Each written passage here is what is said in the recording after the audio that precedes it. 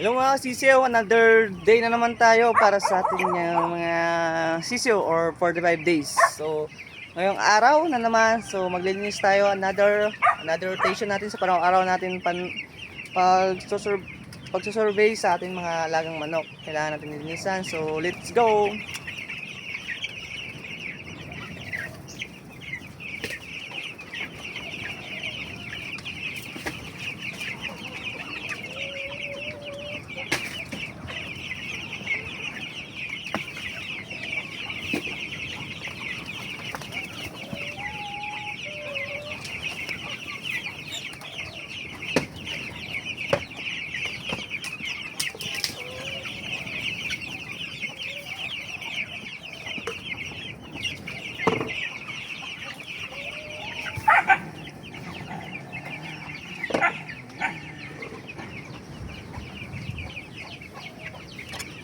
At sa yung guys, mga sisiw, bago natin lagyan sila ng tubig pagkain, lagyan muna natin dito yung mga apakan nila kasi yung mga dumi nila mabasa-basa.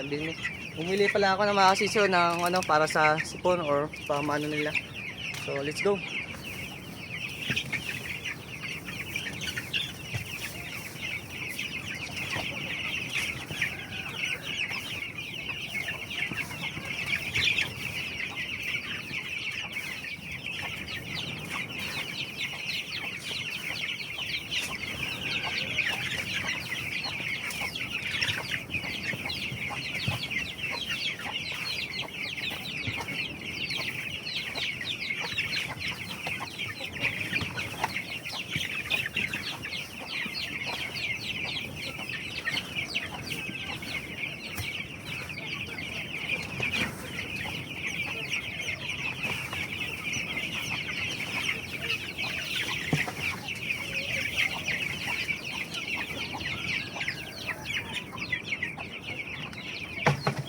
So ayun, tapos na. Lagyan na natin sa tubig. Let's go.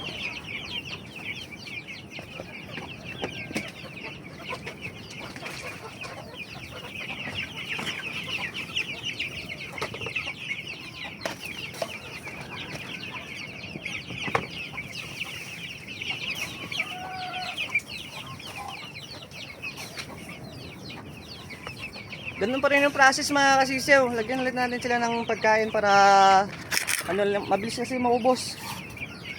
Malaki na kasi sila kasisiw kaya mabilis yung kumain.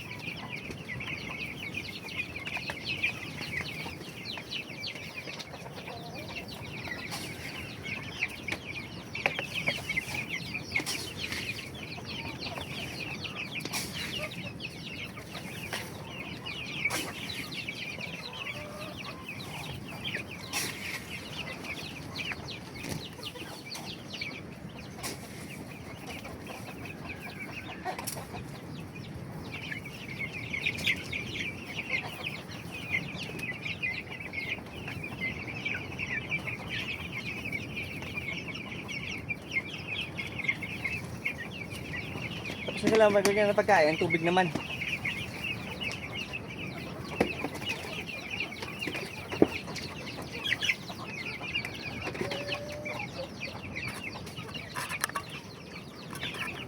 Ayan na mga kasisiyo, maglalagay tayo ng tubig nila.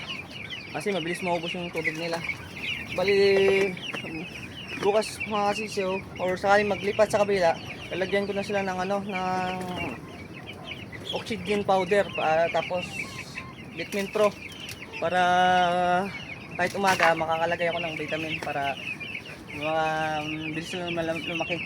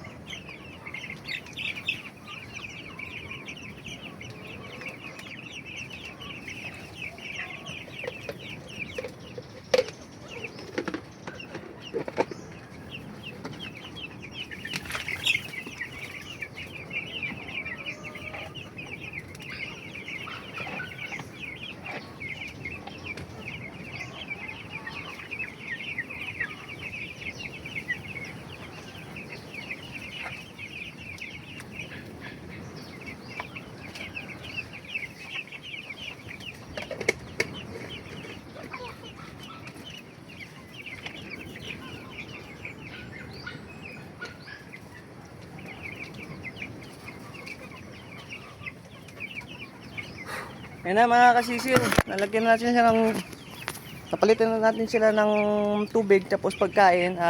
Ayan yung update sa day 10 natin mga kasisiw. Sana lumaki sila ng maayos, tapos gumanda yung pagkain nila araw-araw. Yan, hanghang sila sa tubig, kaya kailangan talaga mga kasisiw. Tingnan yung mga kasisiw. Ayan, hanghang talaga sila sa tubig. Tingnan mo, pinag-ano talaga.